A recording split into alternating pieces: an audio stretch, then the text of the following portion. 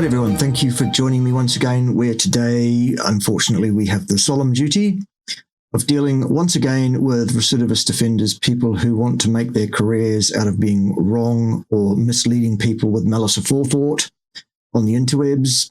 This is a recidivist offender. It's Garth Davis, well-known promoter of the vegan ideology, theology, really, and promoter of disinformation, promulgator of pseudoscience, and frankly, a real problem in terms of, well, you'll see. Anyway, this is a very long video. It's 1 hour and 42. We may do it in steps. We may do it all in one. I doubt that you'll see it all in one. But anyway, in the meantime, let's crack on and hear from Garth. Make some progress, will you? My name is Garth Davis. I'm a medical doctor. I am the medical director for the Houston Methodist Center for Weight Management and Bariatric Surgery. And as such, not trained whatsoever in human nutrition or really biological systems, the metabolic pathways, any of that stuff. Actually, he's trained in allopathic medicine and he specialized in bariatric surgery after that. And that's the lane he should remain in. That's the area in which he should give public commentary. Nothing else. Anyway, whatever. I went plant-based after doing a life insurance Plant-based is code for vegan. Policy test and finding out I've got very high cholesterol and hypertension. Well, so what on the first one? High cholesterol is not indicative of a problem, neither does it predict any deleterious health outcome of any kind over any period of time. This was right when my first child was being born, and that was 15 years ago.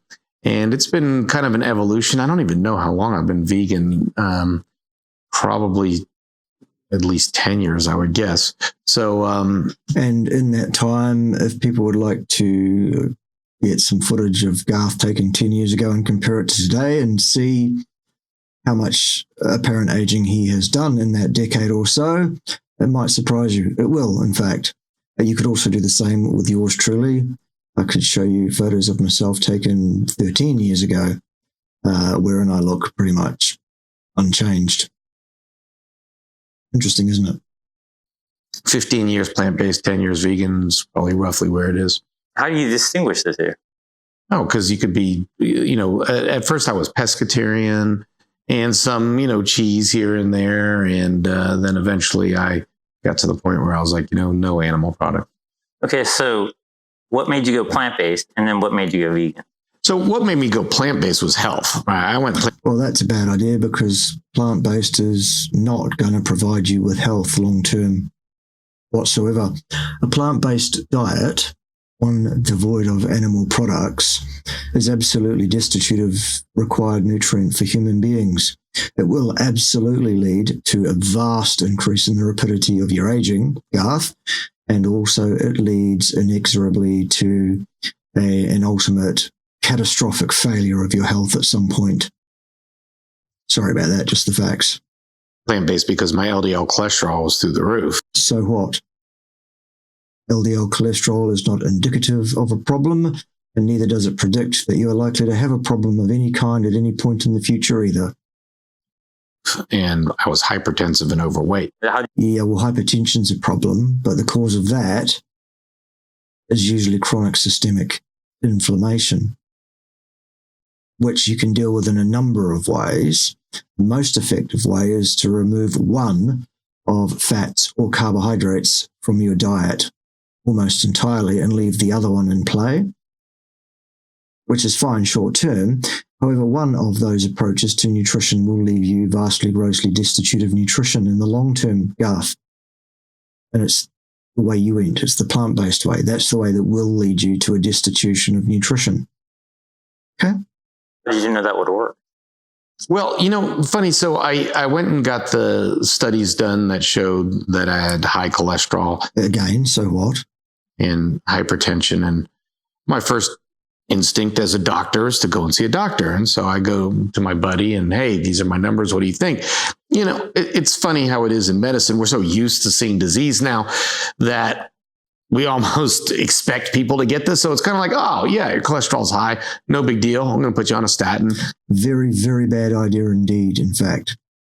Statins are a dangerous, contraindicated metabolic poison which will not cause an increase in your lifespan, and not by one single day.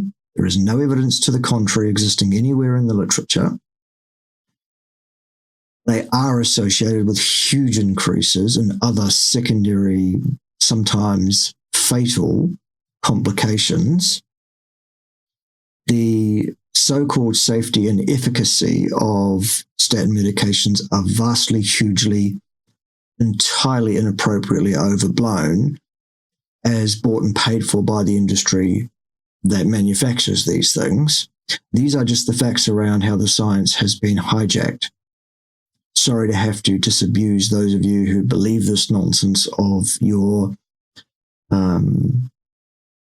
falsely held beliefs, but that's what I'm here to do.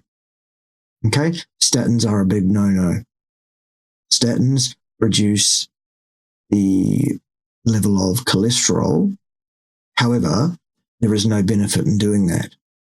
There are risks involved in taking that particular form of pharmacological intervention. Ergo, on a cost-benefit analysis, no one should ever take them at all. What's next? I'm like, God, don't statins have side effects and stuff over time? Yeah, but don't worry about that. If you get a side effect, we'll switch you to this and we'll do that. And also, we'll give you another drug to help you deal with the side effect of the first one. Ever noticed how there are no pharmacological interventions that cure anything? What they do, in fact, is manage symptoms insofar as that's possible. Of course, at some point on statins, the symptoms of the statin or the side effect of the statin gets to a point that it's so serious that you can't manage it with another drug. I'll give you one example just for the sheer, to give you an idea of the sheer risk of this thing. ALS, an invariably fatal form of neuro disorder, a breakdown of your function of your nervous system, your brain and your nervous system, always fatal. The risk of developing ALS, or the incidence, I should say, of developing ALS in a statin-taking population is increased by 11,800%. Is that a risk that you're prepared to take to lower your cholesterol, which will not affect your life and health outcomes in any way except potentially negatively? Why would anyone do that other than they've been brainwashed into believing that that's a good idea by companies that make such drugs and have a great deal to gain by telling you that that's the case, knowing full well that it's not? There's this whole kind of thing you go through. It's like you almost start to expect that over time you're going to add medications to your life, and this is going to be a lifelong process. And something in me said, wait a second, does it have to be like that? Like, why are we like this? And is everyone in the world like this? And the more I learned that, in America, we're only 5% of the world's population, but we're 75% of the world's prescription drugs. That's a crazy figure. And why is that? And so the more I studied it, the more I started to realize, well, this is a dietary problem. You look at blue zones, you look at parts of the world where blue zones have been debunked, I don't know how many thousand times, Garth. Completely, absolutely, utterly debunked by hundreds of well-qualified, well-credentialed, and well-published academics, including, but not remotely limited to myself, Garth. Every time you open your mouth and say blue zones, you are showing your ignorance of where the science actually is on that. The blue zones are a fallacy. They are part of your imagination. They are a figment, Garth. It's time to drop that ridiculous charade and get over here with the rest of us and join us in the objective reality in which we all actually do find ourselves. Okay. Done migration studies from, Japan to America, and how does that affect heart disease? Then you look. You mean what's associated with what? There are no studies on cause and effect available or extant anywhere in the peer-reviewed literature, Garth.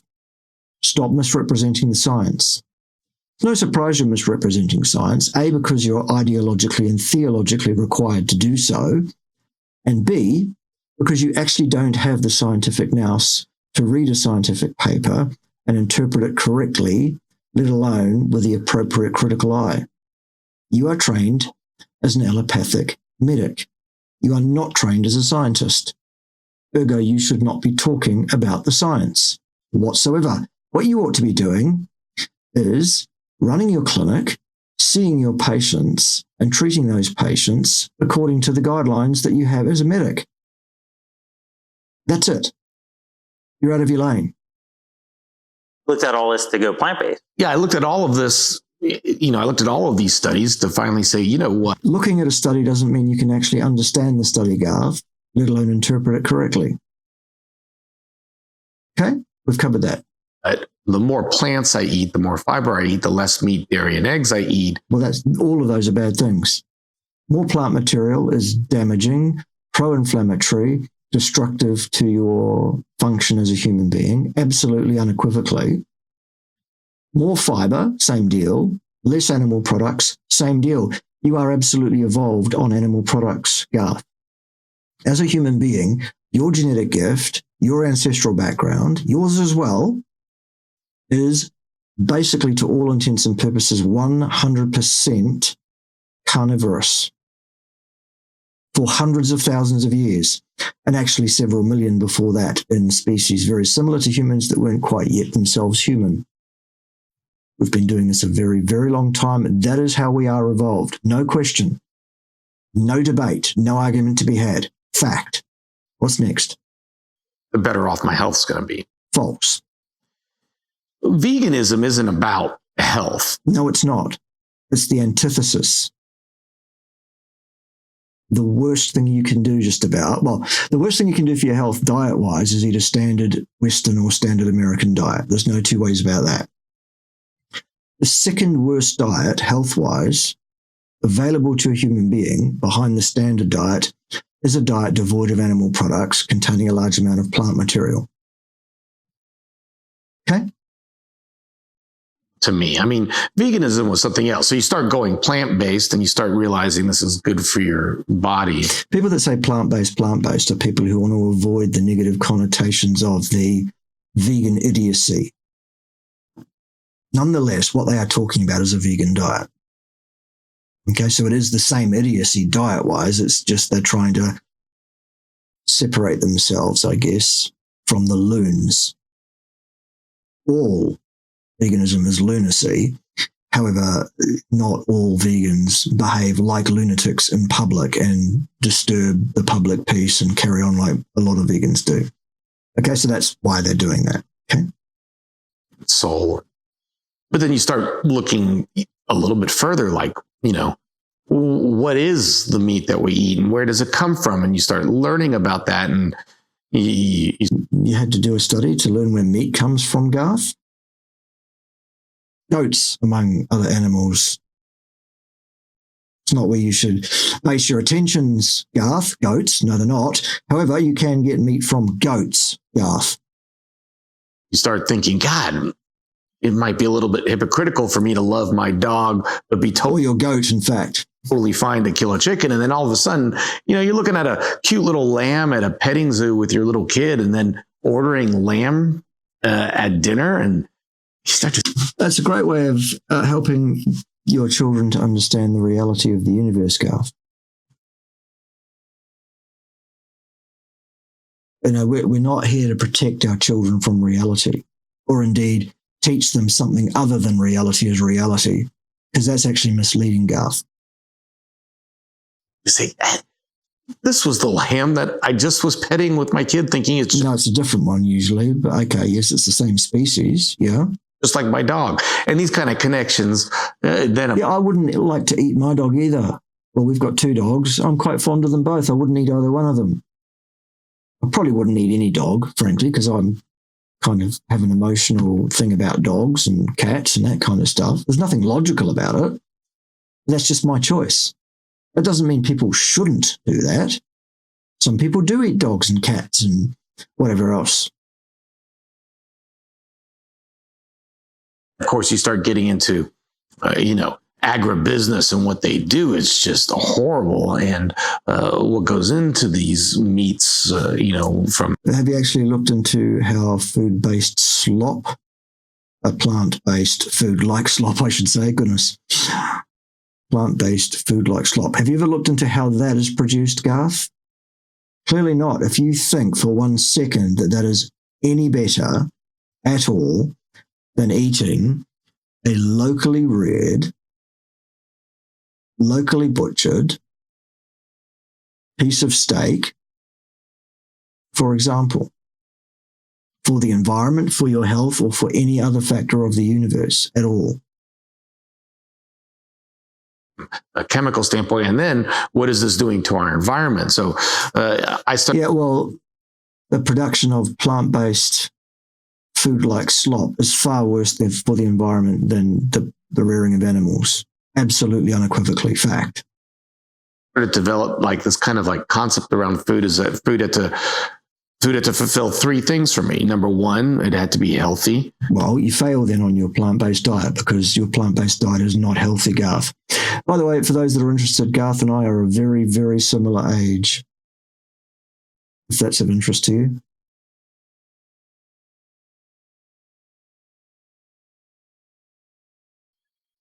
Obviously not all the time, because I'm going to eat some junk food from time to time. All you eat, Garth, is junk food. And it's not even food. It's food like slop prepared from plants.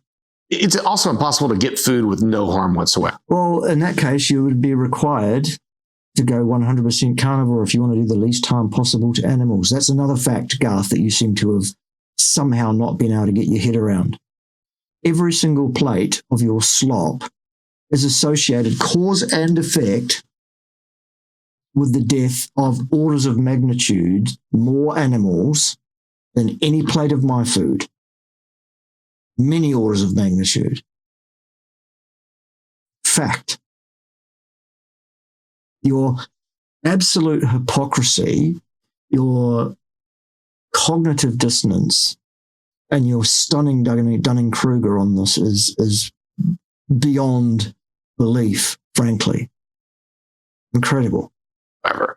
But it had to minimize the amount of harm that went into animals to get it. Even our salads harm animals because there's rodents in the fields and stuff like that. But I had to do my best to buy local, do my best to... None of these graphics here are substantiated with any peer-reviewed literature that's been provided here.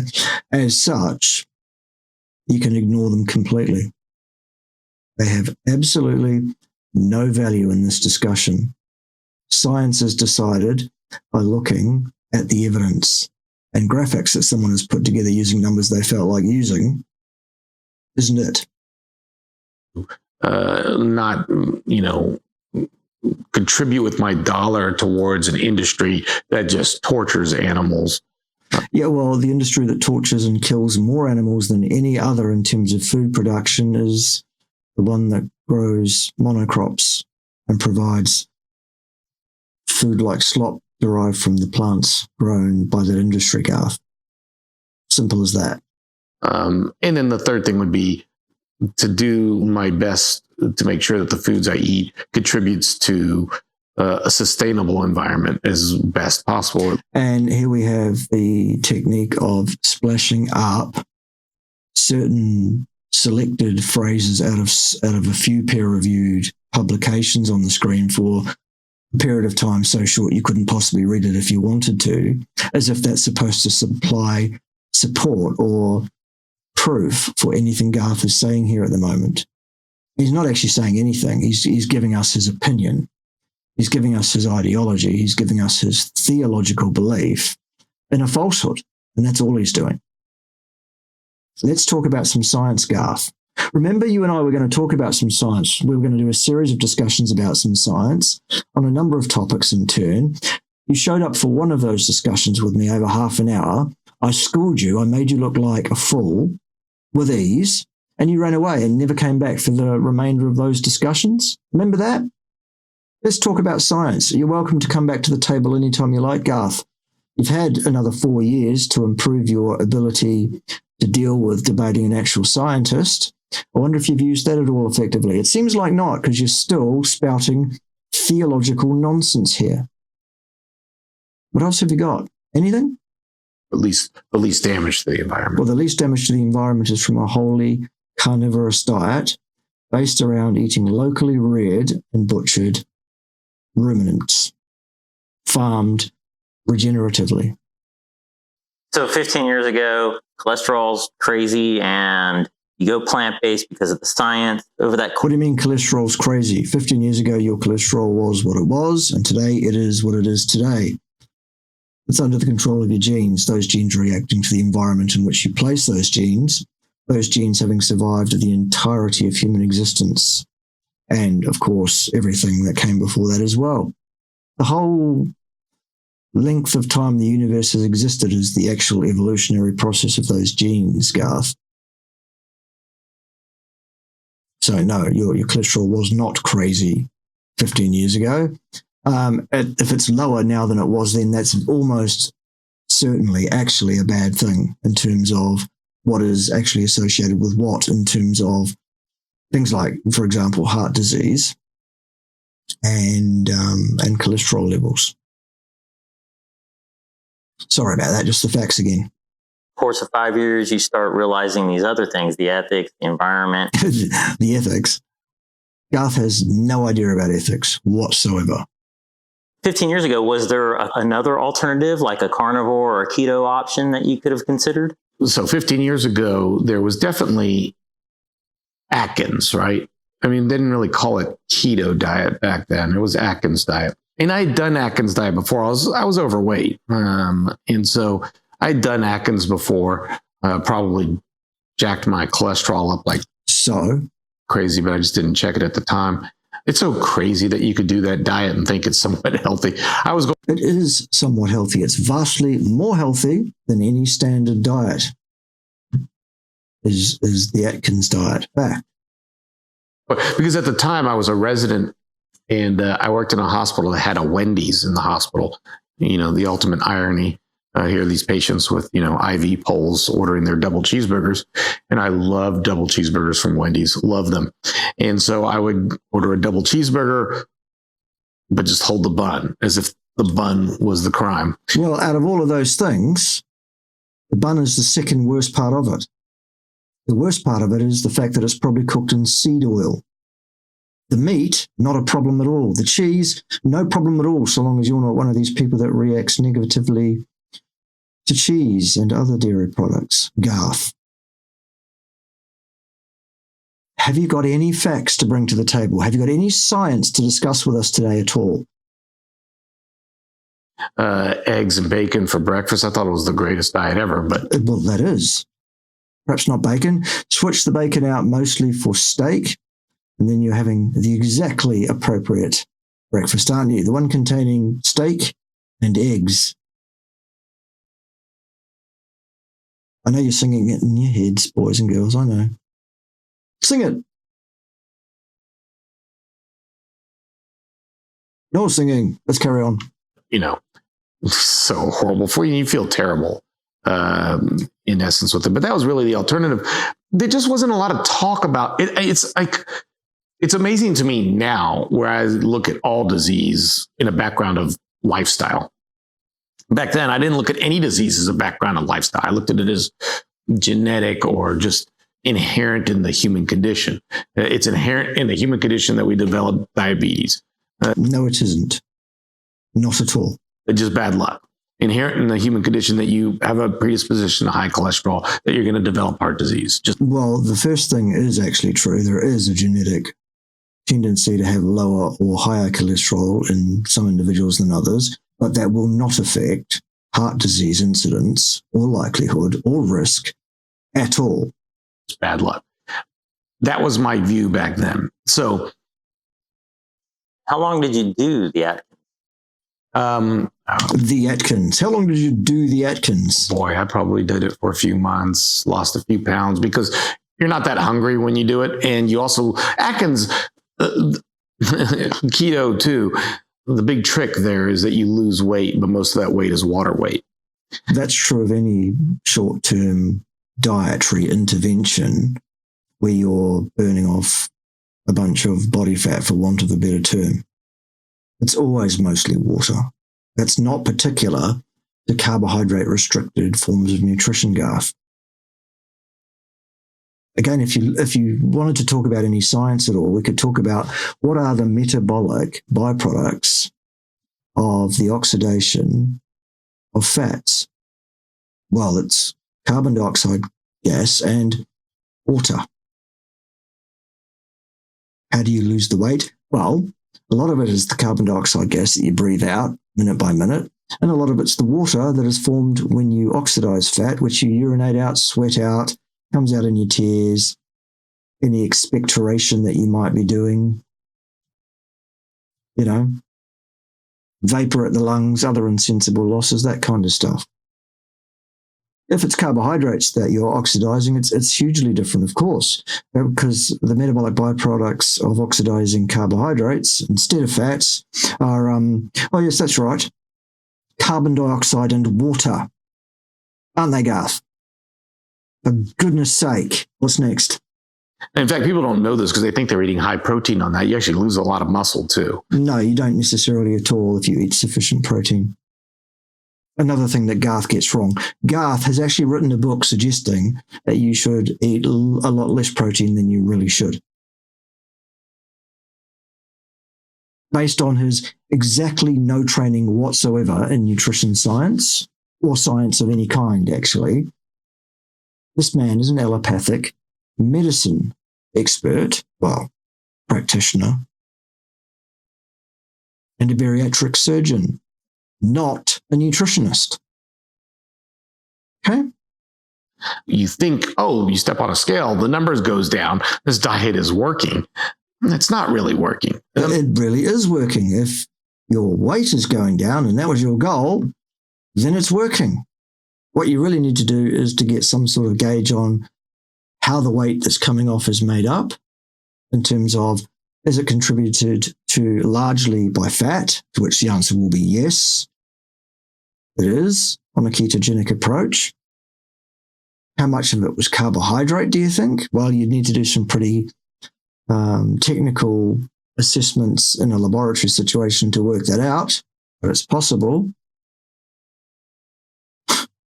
None of this actually is of any utility, Garth, and none of it's based in science. This is all your rancid ideological claptrap. And we've got now good ward studies. Kevin Hall did a great study. No, he didn't. Where he took people, I don't know who volunteers for these things, but he put them on a keto diet in a hospital setting where they can measure every little variable. No, they can't. False again. Make sure they give them the right, amount of carbs, etc. Which would be none if you were going to give them the right amount of carbs. And he saw, in fact, that, a lot of the weight loss is, in fact, water. True of any diet whatsoever. And if not water, some muscle. Yeah, but very little muscle, because let's look at this logically for a second. After all the effort your body goes through to build and maintain muscle, why on earth would it break down that muscle and use that muscle for energy if indeed there is any fat or carbohydrate available for that purpose? The very things that the body is designed to run on. It's absolutely ridiculous, Garth. Technical error of measurement was actually the biggest contributor to this ridiculous finding. An inability to actually objectively, accurately measure the things that the study claimed to be able to measure. And did you try anything else besides that? No, you say to yourself, I'm just going to eat healthier, but... What's that, Garth? You've got no idea. You think healthier is avoiding animal products eating too little protein and filling yourself up with poisonous, pro-inflammatory, enteric function destroying food like slop, toxic sludge. That I'm going to do moderation. And moderation isn't healthy. Moderation isn't what's required. Doing the correct thing is what's required for you nutritionally. But, it's not that I really felt, when you think back about it, I didn't really, I knew when I was eating, well, I didn't. So I knew when I was eating completely unhealthy, right? I knew if I'm going to McDonald's, that's not healthy. Sure. But a lot of my diet I thought was healthy. I thought it was healthy to have eggs for breakfast. It is. You were right when you thought that. And now you're wrong when you think that's not so. I thought chicken was fine. I thought chicken is fine in moderation. I wouldn't base your diet around chicken because of the way chickens are reared, frankly, and the various drugs and hormones and things that chickens are given. But chicken as part of your diet is absolutely fine. Steak was good for me. Steak is absolutely the basis of what your diet should be, Garth. It absolutely is good for you. Build my muscles. What do you think muscles are built from, Garth? Proteins. What do you think is used for the vast majority of your energy production should you be eating a sensible diet? Well, that's fat. What are the two constituents of a steak, Garth? Oh, look at that. Protein and fat. Goodness me, it's almost as if it was custom designed for us. Which I didn't really have back then. It was hard for me to say, oh, I've got high cholesterol. This is my diet causing it. Well, number one, who cares still about your cholesterol? It still doesn't impact your likelihood of any outcome one way or the other, in fact. And secondly, diet actually doesn't play a great role in moderating your cholesterol level. We know that. The single largest, by far, control lever over your cholesterol level is your genes, which know what they're doing. Because I didn't really think in those terms. Okay. You don't think in any terms, Garth. You mindlessly spout and espouse dogma, ideology, falsehood, misanthropy, lies, misdirect, smoke and mirrors. Oh, look over there, shiny thing. There's no thinking involved. So you go plant-based and your numbers improve. Well, it depends on what improved means. If you mean your cholesterol lowers, that's an improvement, you'd be wrong. If your blood pressure dropped, which wouldn't surprise me because you will have alleviated the Randall cycle issue by taking out the fat from your diet largely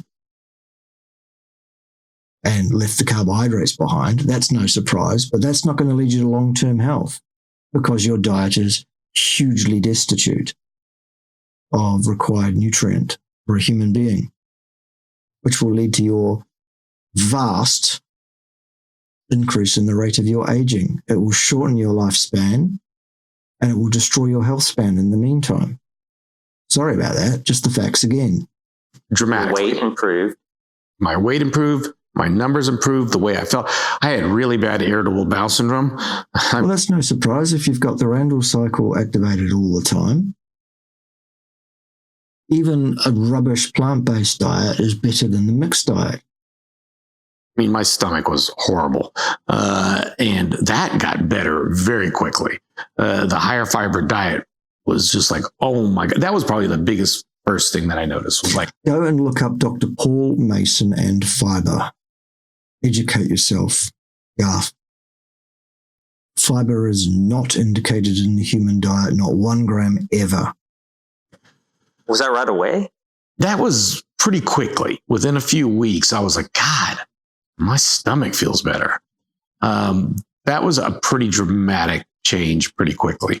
So we know there was a great study in Nature where they put a group of people that were meat eaters on a plant-based diet and watched their microbiome completely change in 2 weeks. Well, isn't that amazing? If you take anybody on any kind of diet and you suddenly change their diet overnight to something completely different from that, their microbiome will adjust slowly over weeks or even months to the new diet.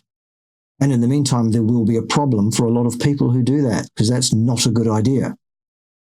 It's not a good study. It's just nonsense, Garth. And then put it back on meat, and it completely changes.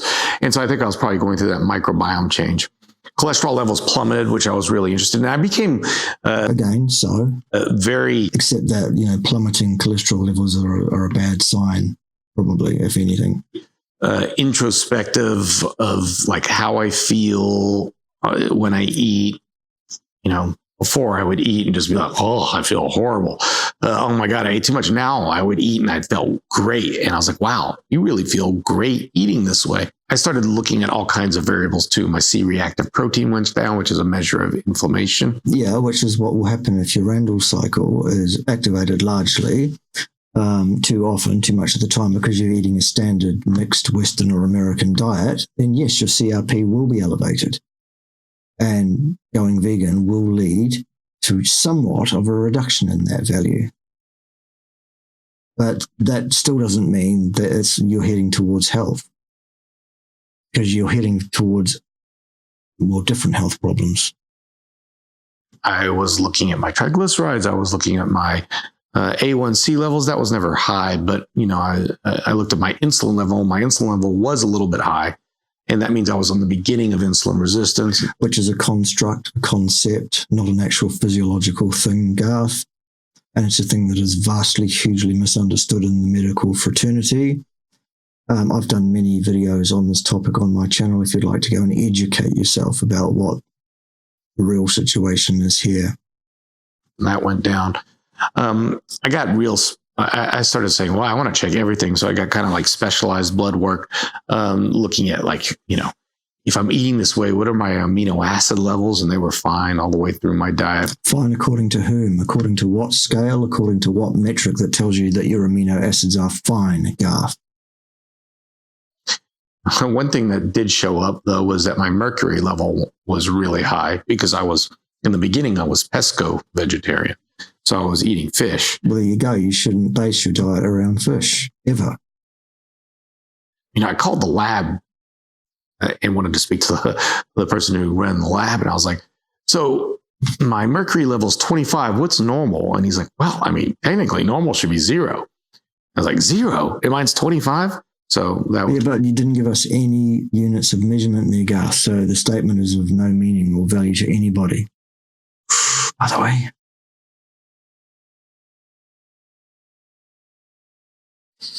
the end of fish. And then, of course, when you start looking at what we're doing to the oceans with fishing, which is just horrible, I just didn't want any fish anymore. So fish is completely stopped. Anything else between the time you went plant-based and vegan that you noticed or did? The pescatarian dropped pretty quickly when I got the mercury levels. You just said that. Then it was kind of just this noticing that I didn't feel well with dairy. Well, a lot of people don't, Garth. That's normal. People are not designed to eat dairy. Dairy was an insult. Because the one thing that was hard for me to give up was pizza. And remember, we're back, 15 years ago. There wasn't all these vegan cheeses and vegan meats. And there still aren't, Garth. Cheese is made from milk, the lactation of a mammal, and nothing else. If it's not made from that, it is not cheese. Meat is the muscle meat, generally, of animals. Again, if it's not the meat of an animal, it's not meat, and you shouldn't be calling it meat. It isn't meat. And stuff like that. If I wanted a pizza, it was bread with tomato on it, right? It was like and some vegetables, but the vegetables wouldn't stick very well. I would always call Domino's Pizza and order a pizza without cheese, and it just became just a mush of stuff on top of, cheese kind of holds things in place. This would so we didn't have many options, right? So pizza was my thing, but I always felt terrible when I ate the pizza. I just never felt good eating the pizza. And so I was like, nothing to do with the bread at all, Garth, do you think? The gluten, maybe? This cheese is really probably the last thing that's got to go. Did you notice any physiological, mental, or emotional changes after going vegan? Yeah, going vegan, it was just a kind of a continuous, like, oh, okay, I feel even better. Now dairy's out of the system, and dairy was probably a big contributor. My cholesterol dropped even more. Again, so what? And it's probably a bad thing. Now I'm down to normal levels. Normal isn't necessarily ideal, Garth, on any scale. I mean, if you're going to use that logic, you're hugely, vastly, grossly underweight, and so am I, because neither one of us is a normal weight, Garth. Therefore, it's suboptimal, and we need to immediately put on vast amounts of body fat and become obese so that we're normal. Buffoon. Dropped dairy, I went down to completely normal. What's normal? Well, you really want to be less than 100. Nonsense. 220 seems to be the ideal level for cholesterol. My last was like 78, no medicines. That is too low. That is associated with a vastly increased incidence of mortality from every cause. Sorry about that, just the facts again. You're not talking about total cholesterol, right? No, you're talking about LDL cholesterol. Yeah, okay. In which case, it's around about, you want it to be 130, 135. Not 70. All right. And by the way, there's no such thing as LDL cholesterol, but that's for another day. It's just very ill-disciplined communication. It does not exist. Going vegan made it even go lower. Yeah, it made it go lower. That's a bad idea. Felt better. My energy levels, just continued to do well. And then patently.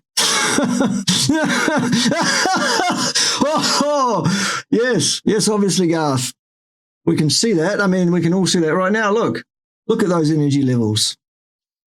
Started getting into athletics because I was like, God, I feel so good. I always, I would drive by someone running and I'm like, that guy's a lunatic. What's he doing? That's horrible. Well, running is lunacy. It is terrible for you.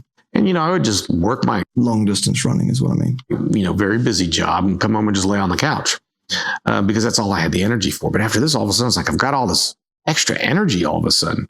And so for a while, everything I was concentrating on was diet, but then I turned to exercise and really started getting into running, which was like a miracle to me. And then I got into triathlons and I was like, I can't believe I could do this. You shouldn't do that. Nobody should ever undertake endurance sport. Very, very bad idea for your health long term. I never thought this was ever possible. And I started gaining muscle, which for you. Where, Garth? Where? Years I tried to gain muscle and just couldn't gain muscle. Now I'm like gaining muscle easily. So, there was this continuous like getting healthier and healthier and healthier and feeling better and better and better. Yeah, well, it lasts for a certain period of time on a diet devoid of required nutrients for human beings, which the vegan diet absolutely is. And then what happens, Garth, is your health will catastrophically fail you, and probably quite suddenly at some point without much warning. Well, you've had plenty of warning from commentators such as myself over the years. You choose to ignore that because of your arrogance, your Dunning-Kruger, your ill-placed belief in your own level of competence in the field of human nutrition, which is none. Those kind of things. Now, your day job as a bariatric surgeon, in my mind, as a vegan, I'm like, why would he do that? Why would he do that? Because he's a fool. There's no other reason that anyone would ever go vegan. Anyone doing any job. Because you are a foolish buffoon is the only reason that you could possibly do that. Yeah, so in the beginning, it did, discovering veganism did make me kind of question my job because, these people are coming in and they're eating how I used to eat. Uh-huh. And so I just want them to eat the way I'm eating now. And so that became a big focus of mine. Like, let me see if I could get people not to need surgery. But the success rate in that was low. My father kind of challenged me at the time. He was my partner. So we worked together. And he was like, he thought it was malpractice for me to not do the surgery. And to explain why, if you look at the data with weight loss surgery, in morbidly obese patients versus morbidly obese patients that don't get weight loss surgery. The weight loss surgery extends life, extends quality of life, is the best treatment we have for diabetes, hands down. No, it isn't.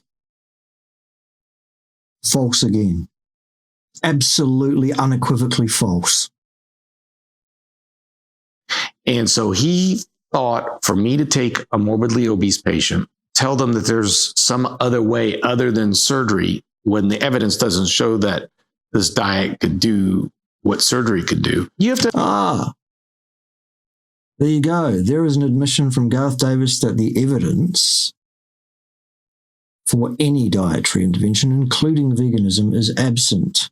It's the first thing I've heard you say that was remotely correct or sensible on any topic ever, actually.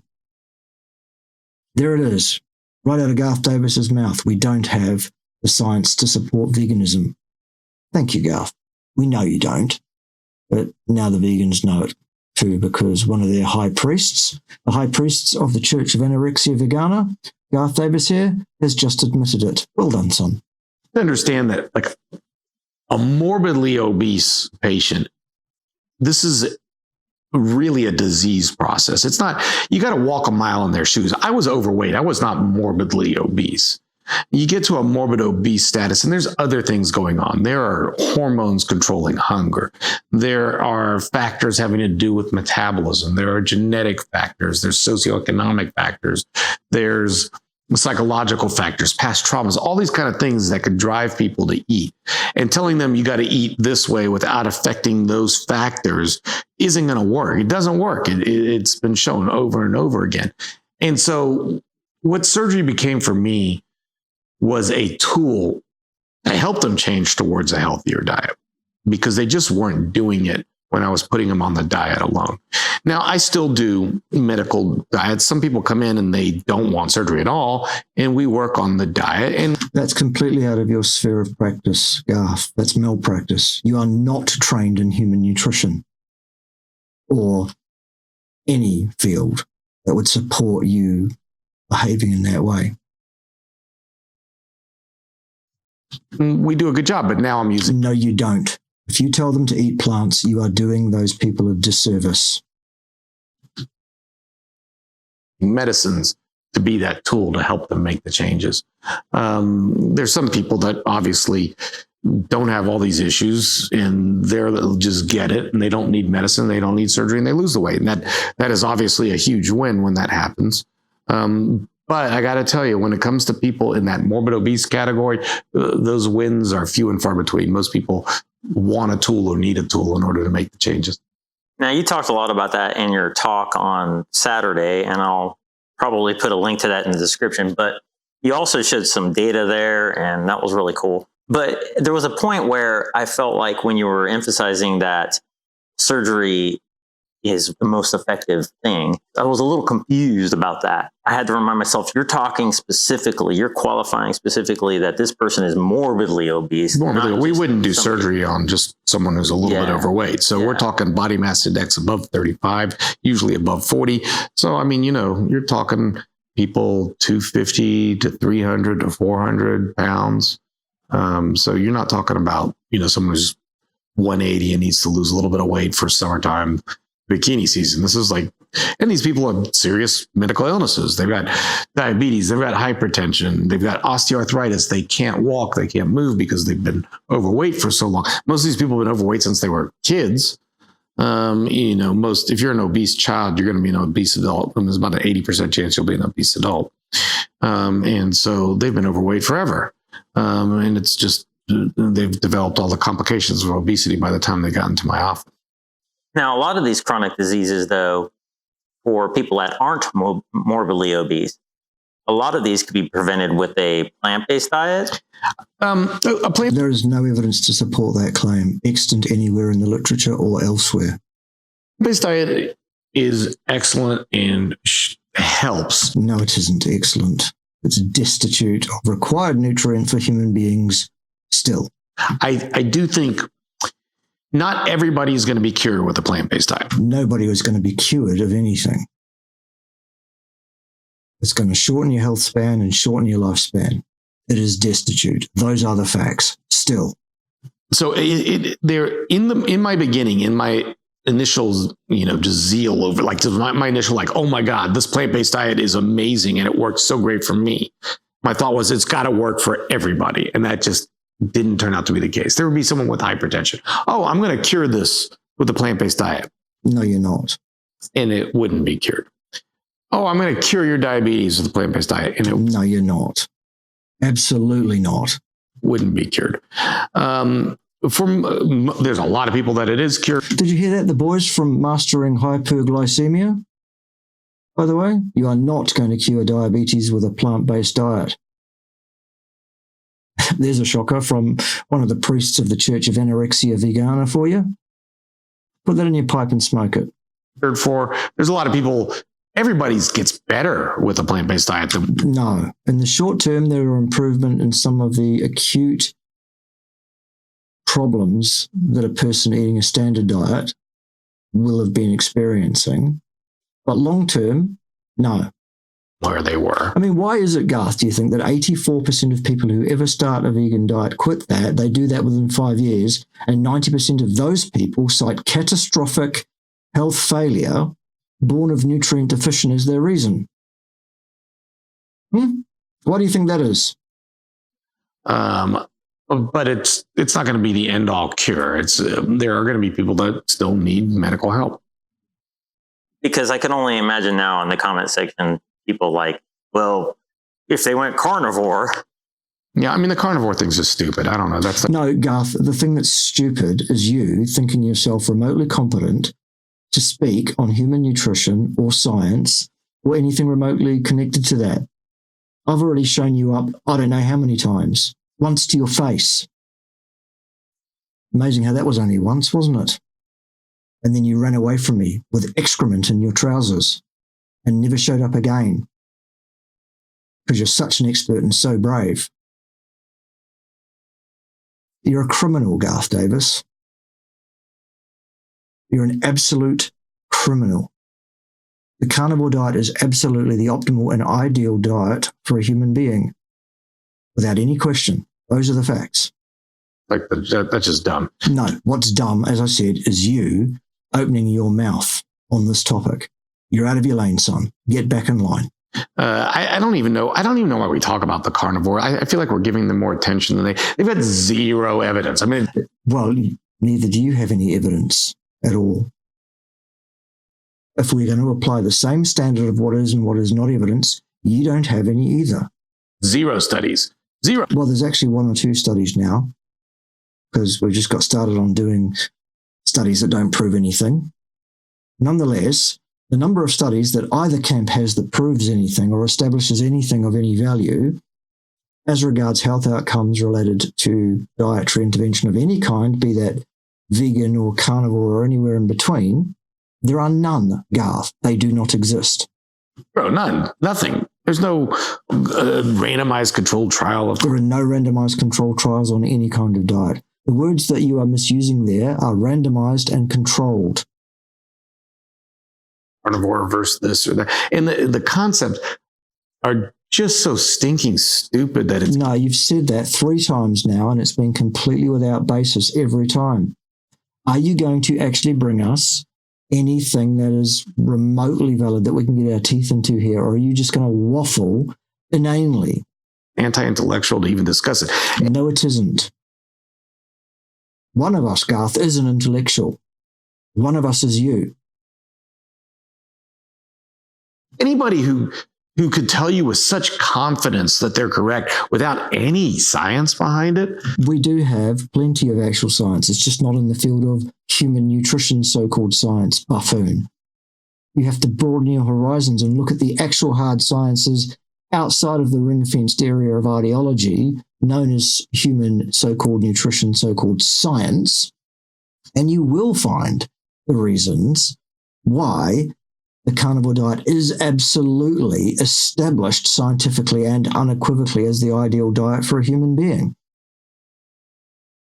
The fact that you are so ill-educated that you are not even aware of the existence of this science is no surprise to me, given that you once told me that one of the reasons we must have fiber is so that we have short-chain fatty acids. to use. Oh, yeah. Anybody would like to see what happened that day? Well, why not? I'll play it for you now. Here it is. But if I look at a carnivore diet, my worry with deficiencies is on the fiber side, because if you're eating a meat-based diet, which is obviously going to have fat, that's going to stimulate cholecystokinin, which is going to stimulate bile acids. The bile acids change the microbiome to a microbiome that doesn't produce as much butyrate, and that causes gap junction. But regardless, what we're seeing is inflammation. Blah, blah, blah, blah, blah, blah. Finished. So how do you answer that? Well, let's cover that one. All the benefits that you will get from fiber, such that they are also accruing to people who are in ketosis. In other words, the production of ketones provides the exact same benefits. There you go. You hit it. Bang.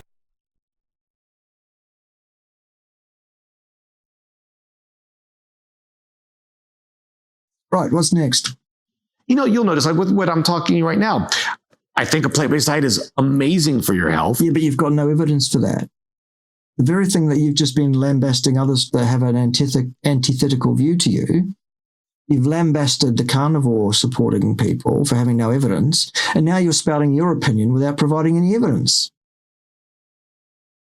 The hypocrisy is just incredible. And you're looking great and fit and well and young, by the way, son. I think it could cure a lot of diseases. It could certainly make diseases better, but I'm not going to say it's going to prevent you 100% from getting heart disease or cancer or all these kind of things. Well, I'm not saying that either. Because there's nuance in this. And I recognize the nuance. And most of the good plant-based doctors recognize that. There are no such thing as a plant-based doctor, Garth. You're all made of meat. Every one of you. Because humans are made of meat. And our ideal diet is meat and animal fat, by the way, and not plants. Plant-based doctor, you say, no, they're all meat. Nuance. There are other plant-based doctors that No, there aren't still. are like, oh my God. Doctors, by the way, are trained in allopathic medicine, not in nutrition. So I know you're talking about doctors that promote plant-based diets. Well, they shouldn't be doing that. That's malpractice. That's incompetence. That's practicing in a field that you're not qualified in. God, it'll cure everything. But the good plant-based doctors recognize the There still aren't any. nuance. The carnivore guys are like, eat nothing but meat, and even if your LDL cholesterol's through the roof, you're going to live forever. No, nobody says anybody's going to live forever. What those of us that understand LDL, Garth, say is that it's not a cause for concern. And we say that because it is correct. One of us, by the way, is a professor of cardiovascular pathophysiology, Garth, and the other one is you. Okay?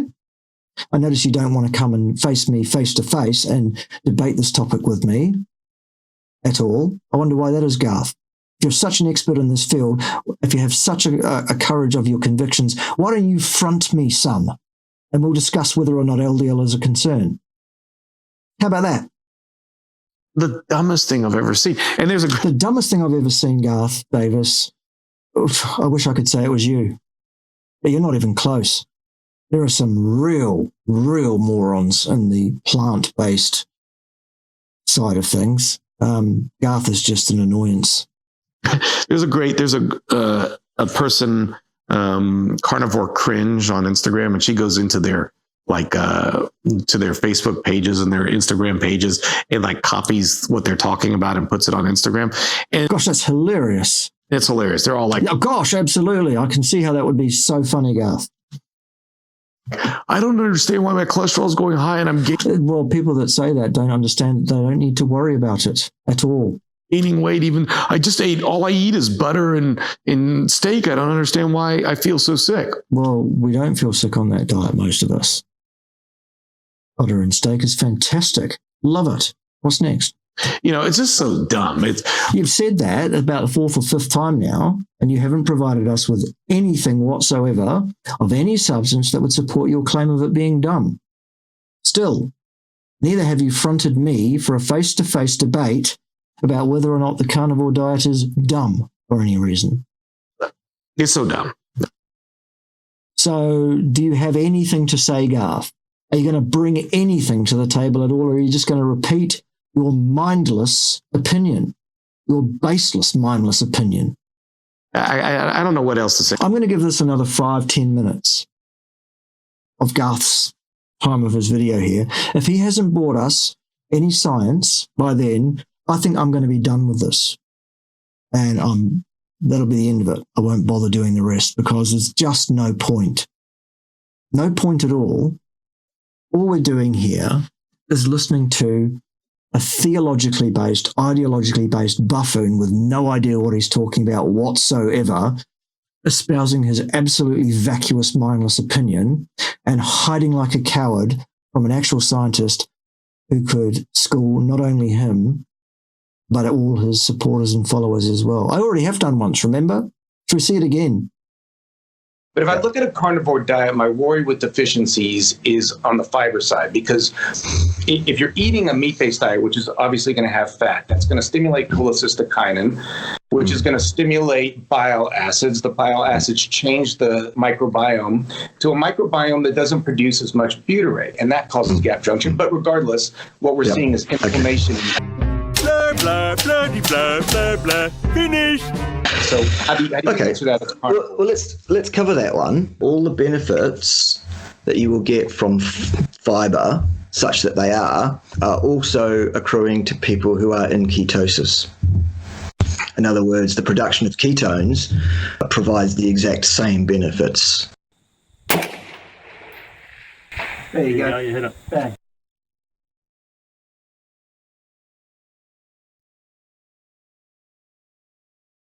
That was fun, wasn't it? What's next? Say about that. Well, I know, and I hate we have to go there, but it's really, I feel like their last ditch effort after the failed Atkins, the paleo, the keto, and now even the Weight Watchers.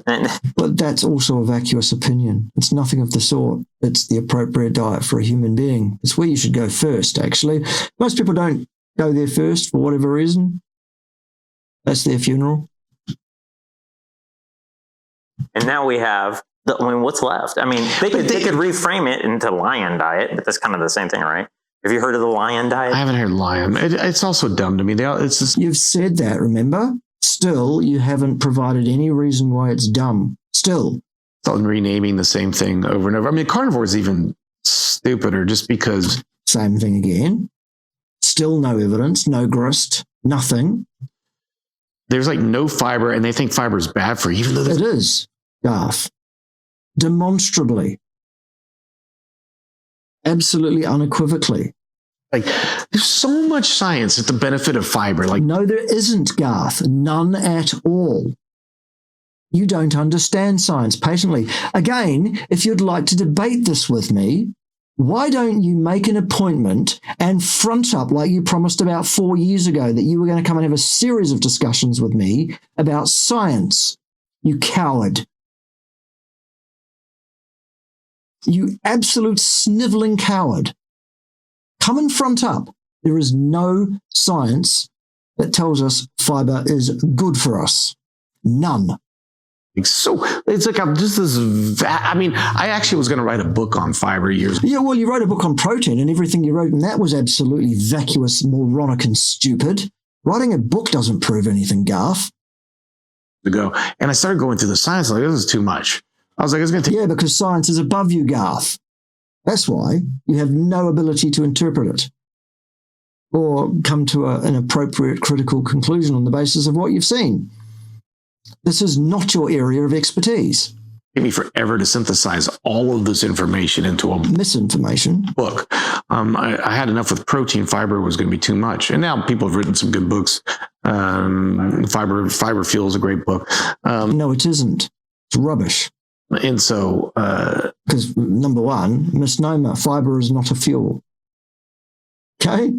There's many other reasons why that book is rubbish as well, which I could debate with you happily face-to-face any day of the week, twice on Sundays, Garth, if you ever grow a set.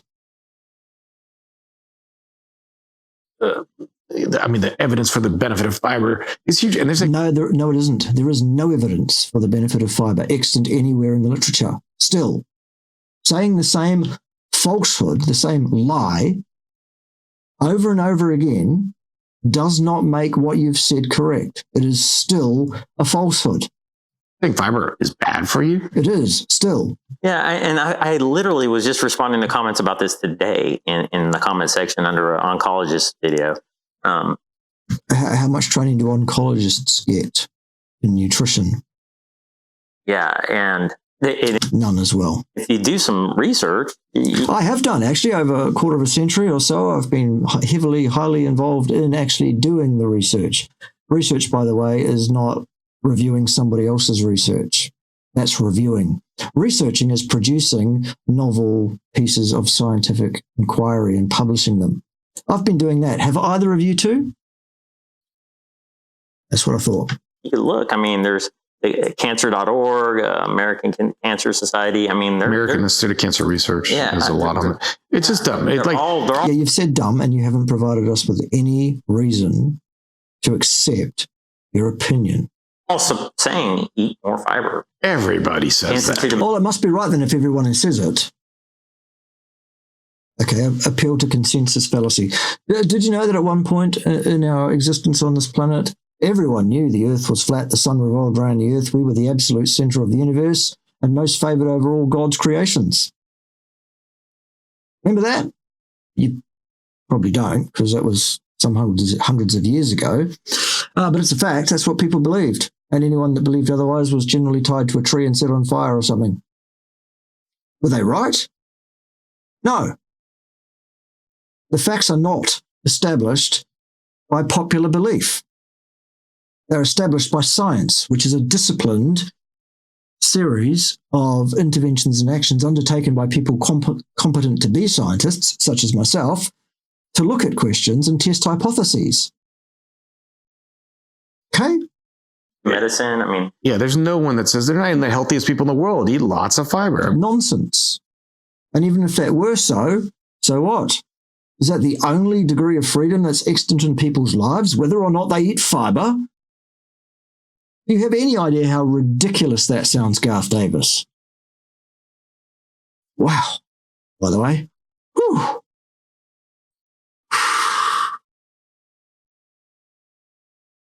You're really aging well, son. You're looking great. I mean, fiber, there was, great studies. No, there weren't. Still. One of us is a scientist, Garth, and competent to state whether a study is good or not. One of us is you. Still. This has been going on for years. You go back to Dr. Dennis Burkett, who was a general surgeon in London. So, therefore, not trained in human nutrition or organ system functioning or any of that either. Okay.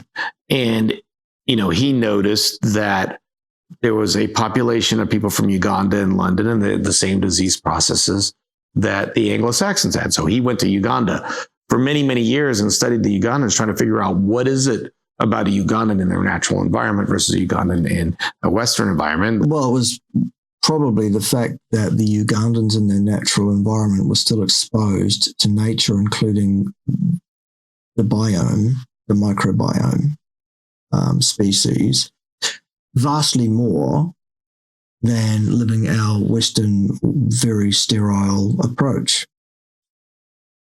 So the answer he came up with was fiber. And that answer... Well, that's wrong. The fact that he came up with that opinion doesn't make it correct. It isn't. Has, held true for many years for many different disease processes. No, it hasn't, in fact. Associations do not establish cause and effect, Garth. They cannot, ever. Now, some people bring up an interesting point. So say you got to go in to get the colonoscopy and they make you not eat any fiber. Or if you have diverticulitis or polyps or whatever, they make you omit fiber for a little while you're healing. They shouldn't do that. So what they do... Yes, they absolutely should remove fiber from their diet. Again, go and look up Dr. Paul Mason and fiber on the YouTubes. Have a look at his video on that topic, which talks about the one and only one even remotely pseudo-clinical study that's ever been published on this topic in human beings, and see what came out of that study, Garth. It might surprise you. While you're there, learn about why it is we don't need short-chain fatty acids from fermented bacteria on the lumen side of our enteric cells of our colons. Remember that? But if I look at a carnivore diet, my worry with deficiencies is on the fiber side, because if you're eating a meat-based diet, which is obviously going to have fat, that's going to stimulate cholecystokinin, which is going to stimulate bile acids. The bile acids change the microbiome to a microbiome that doesn't produce as much butyrate, and that causes gap junction. But regardless, what we're seeing is inflammation. Blah, blah, blah, blah, blah, blah. Finished. So how do you answer that? Well, let's cover that one. All the benefits that you will get from fiber, such that they are also accruing to people who are in ketosis. In other words, the production of ketones provides the exact same benefits. There you go. You hit it. Bang.